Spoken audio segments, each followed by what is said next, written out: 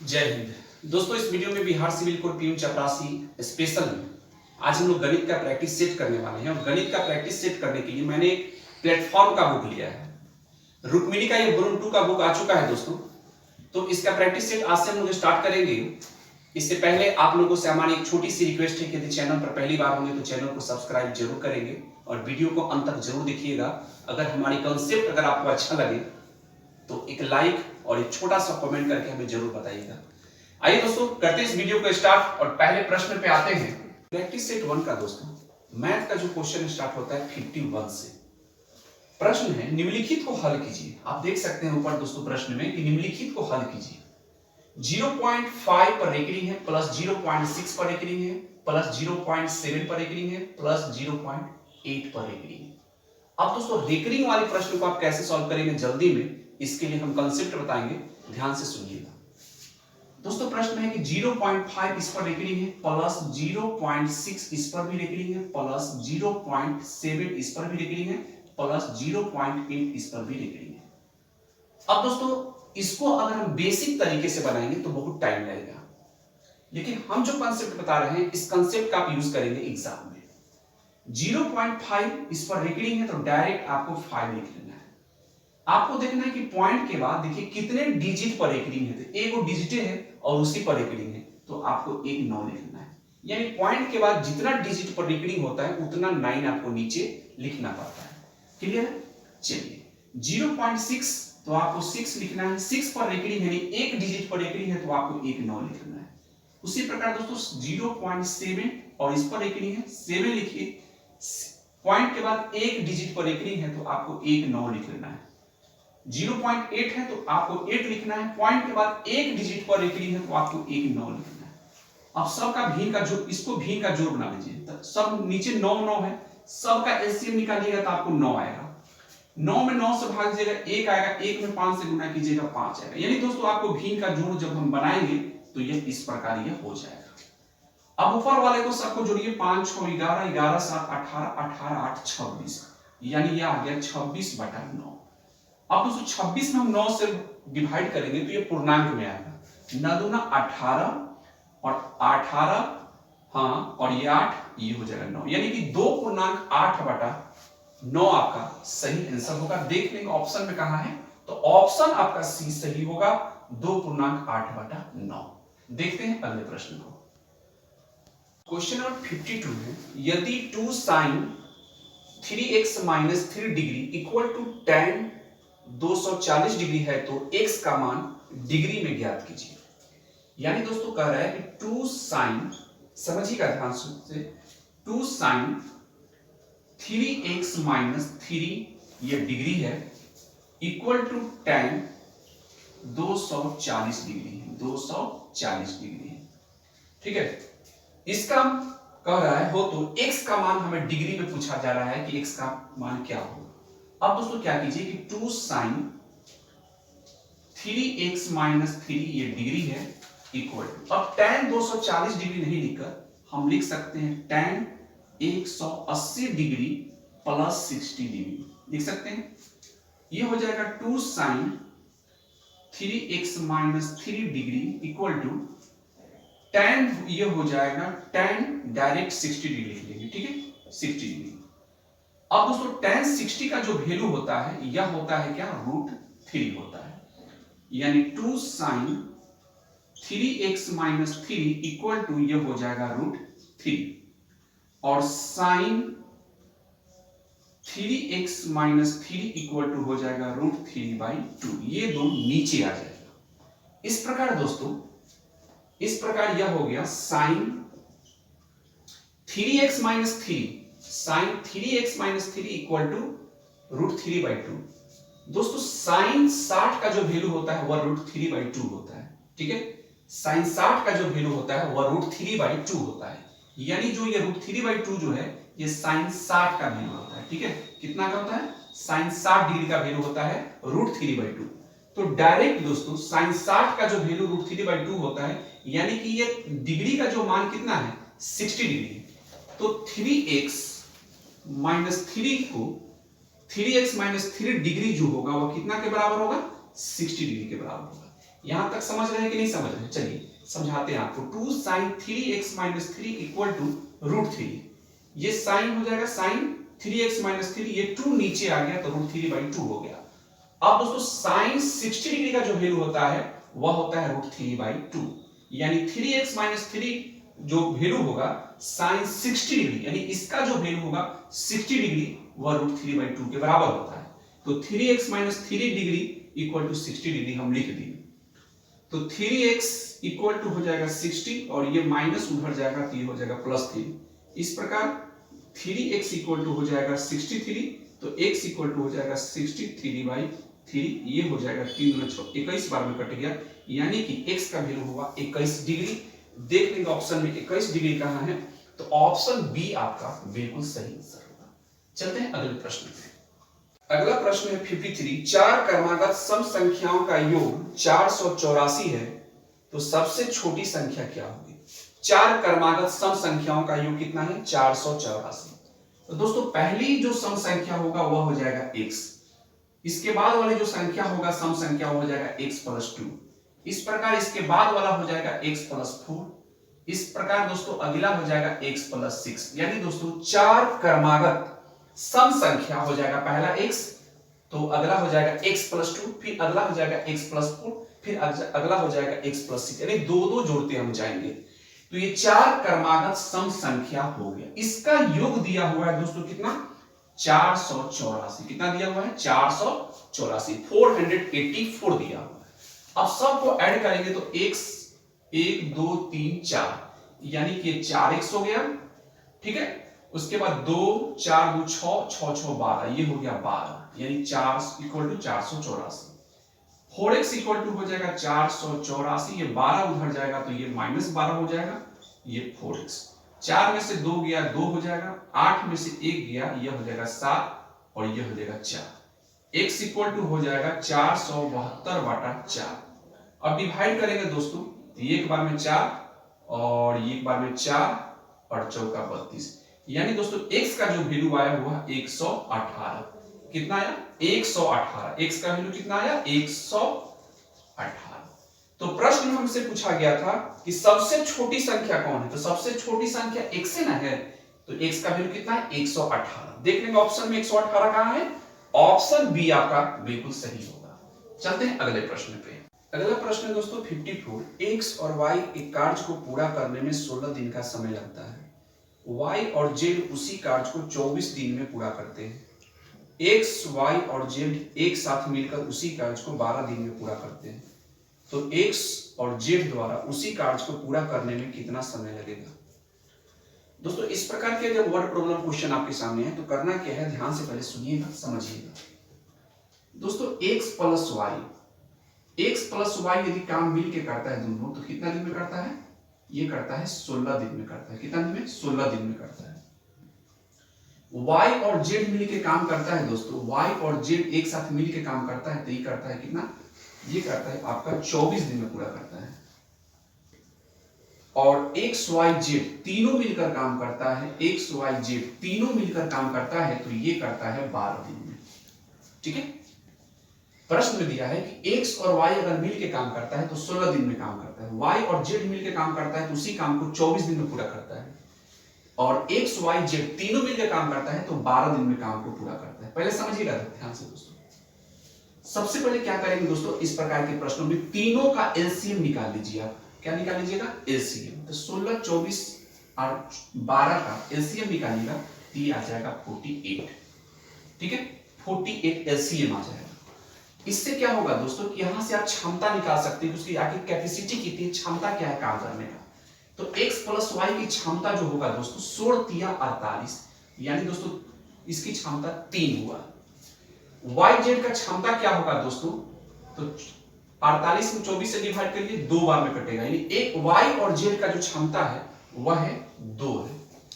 x + y + z यानी तीनों का जो क्षमता मिल के काम है तो 12 दिन में करता है काम को पूरा, तो वर्चक 48, यानी इसकी क्षमता आपका 4 हो जाएगा। गुना कर लीजिए, 48 में 12 से भाग देंगे, 4 बार में कटेगा, यानी x + y की क्षमता 3 निकल गया, y z की क्षमता 2 निकल गया, और तीनों का क्षमता x y z की जो क्षमता है वो है 4।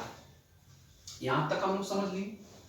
प्रश्न हमसे कहा जा रहा है दोस्तों कि x और z द्वारा अगर x और z अगर मिलकर काम करें तो कितने दिन में पूरा करें।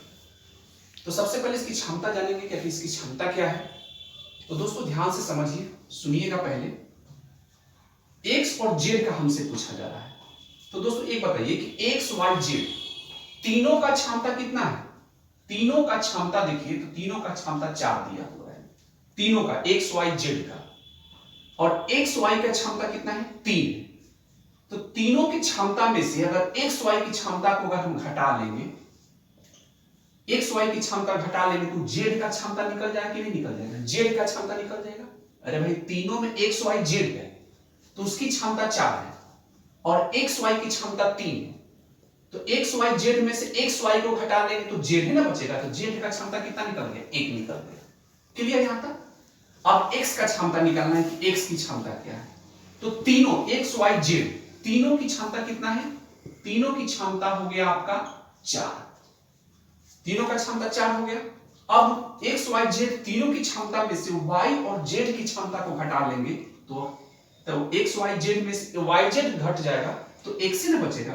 तो y और z की क्षमता कितना है 2, तो 2 को घटा ली। इस प्रकार क्या निकलता है 2।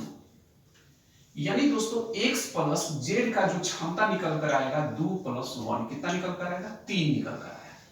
यानी x प्लस z की जो क्षमता है वो कितना है 3 है।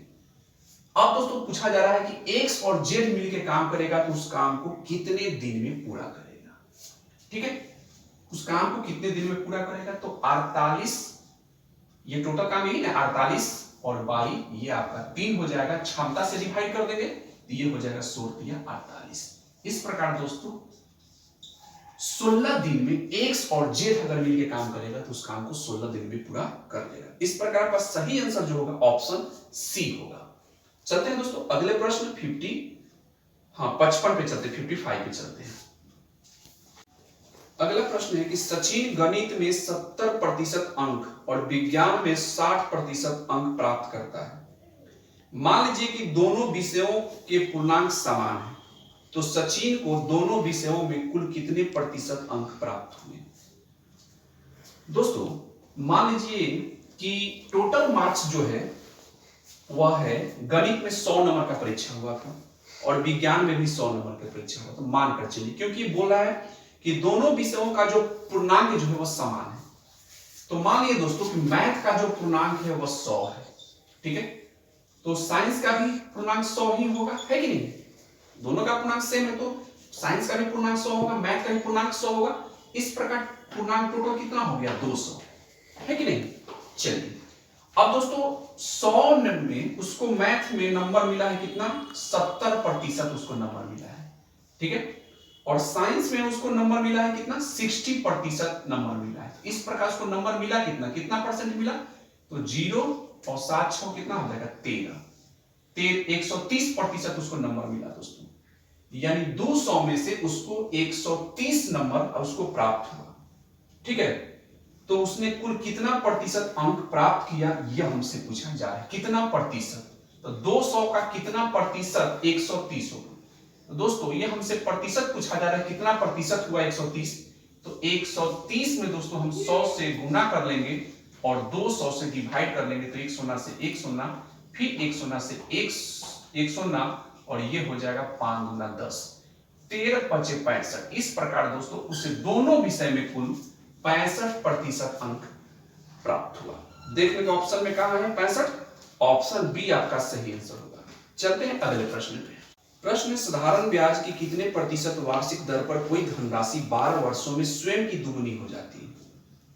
तो मान लीजिए दोस्तों कि प्रिंसिपल कितना है x, अमाउंट कितना है 2x हो जाएगा, क्योंकि बोल रहा है कि स्वयं का दुगुना, यानी वो जो धनराशि है 12 वर्षों में स्वयं का दुगुना हो जाता है। तो मान लीजिए कि धनराशि x है तो 12 वर्षों के बाद धनराशि कितना हो गया 2x हो गया। और अमाउंट और प्रिंसिपल यानी मूलधन और मिश्रधन का जो अंतर होता है वही तो साधारण ब्याज होता है।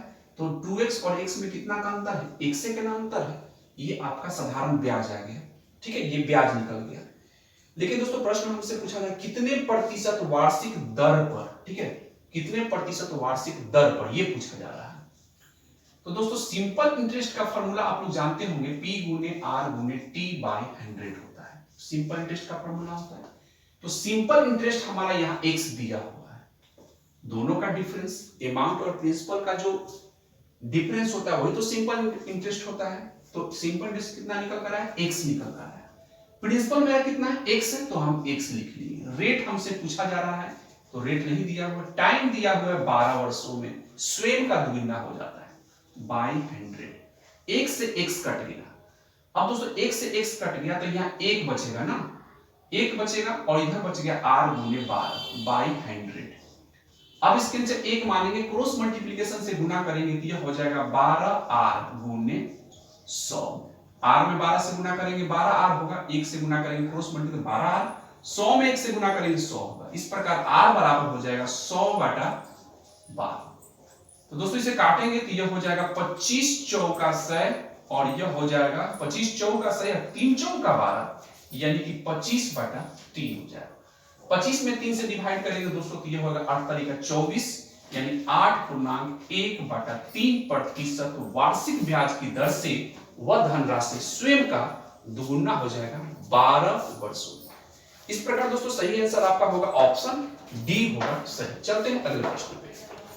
दो वृत्तों की त्रिज्याएं का अनुपात 1:4 है, उनके क्षेत्रफलों का अनुपात ज्ञात कीजिए। 57 नंबर क्वेश्चन दोस्तों, दो वृत्तों की त्रिज्याओं का अनुपात 1:4 है, उनके क्षेत्रफलों का अनुपात ज्ञात कीजिए। तो त्रिज्या का अनुपात है दोस्तों, यानी कि R1:R2 का जो अनुपात दिया हुआ है, यह दिया हुआ है आपका 1:4। तो पूछा जा रहा है कि इसके क्षेत्रफलों का अनुपात क्या होगा। तो दोस्तों क्षेत्रफल, वृत्त का जो क्षेत्रफल होता है वो होता है पाई r स्क्वायर, पाई r स्क्वायर और पाई r स्क्वायर, ठीक है। तो दोस्तों पाई से पाई कट गया, ये क्षेत्रफल हुआ, क्षेत्र वृत्त का क्षेत्रफल फॉर्मूला क्या होता है, पाई r स्क्वायर होता है। तो पाई r स्क्वायर अनुपात पाई r स्क्वायर। तो ये जो r1 है ये हो जाएगा r2 का स्क्वायर। तो r1 के लिए क्या है 1, तो इसका 1 का स्क्वायर, r2 क्या है 4, तो इसका 4 का स्क्वायर, r1 का स्क्वायर 1 ही रहेगा, 4 का स्क्वायर 16 हो जाएगा। इस प्रकार दोस्तों उसके क्षेत्रफलों का अनुपात जो होगा वह हो जाएगा 1:16, जो कि ऑप्शन ए आपका सही होगा। ऑप्शन ए आपका बिल्कुल सही है। चलते हैं अगले प्रश्न पे। अगला प्रश्न है दोस्तों 58। एक लड़के ने 3 रुपए में 15 चॉकलेट की दर से कुछ चॉकलेट खरीदे तथा सभी चॉकलेट को 2 रुपए में 3 चॉकलेट की दर पर बेच दिया, लाभ या हानि ज्ञात कीजिए। दोस्तों यहां ध्यान से समझिएगा, बहुत ही यूनिक कंसेप्ट हम आपको बता रहे हैं। इस प्रकार के प्रश्न जब भी आए तो 3 रुपया में 15 चॉकलेट वह बेच दे, 3 रुपया में 15 चॉकलेट खरीदता है, ठीक है, और 2 रुपया में 3 चॉकलेट बेच देता है।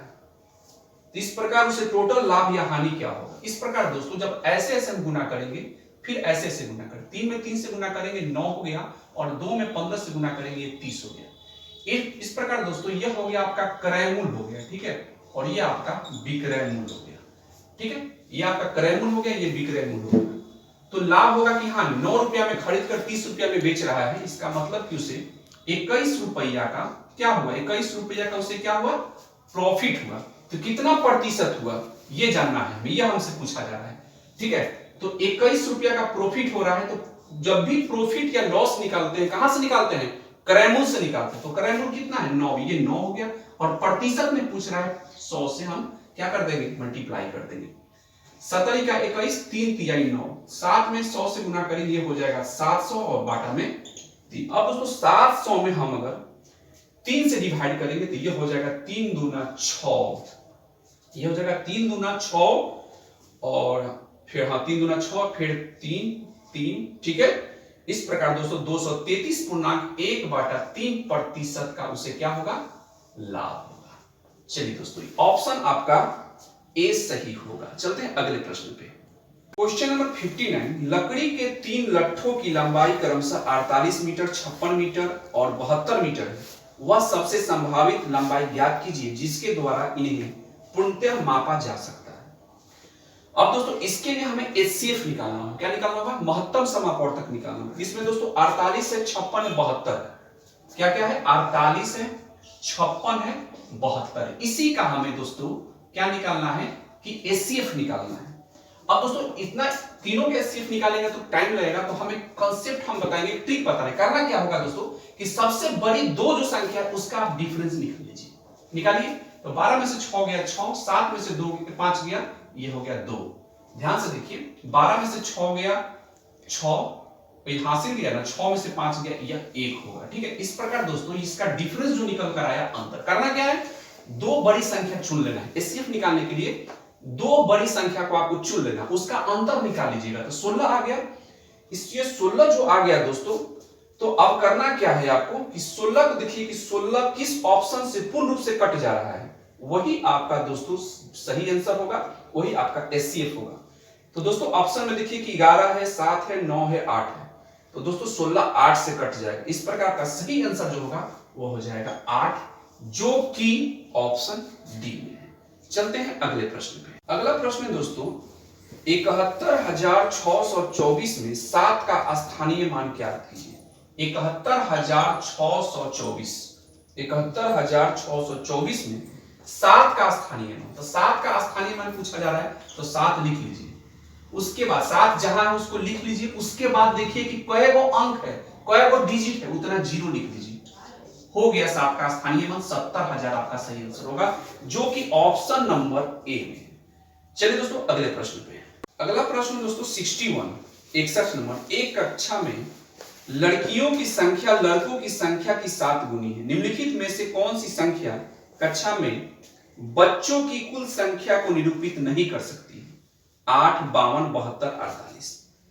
तो दोस्तों बहुत ही बेहतरीन प्रश्न है, केवल समझना है आपको। एक कक्षा में लड़कियों की संख्या जो है लड़कों की संख्या की 7 गुनी है। तो बॉय का संख्या अगर मान लीजिए कि x है, तो गर्ल का संख्या कितना होगा?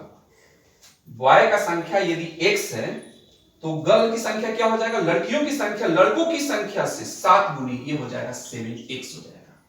अब दोस्तों कहा जा निम्नलिखित में कौन सी संख्या कक्षा में बच्चों की कुल संख्या का, तो कुल संख्या का मतलब क्या होगा कि बॉय जो गर्ल, तो x और 7x को जब जोड़िएगा तो ये हो जाएगा 8x।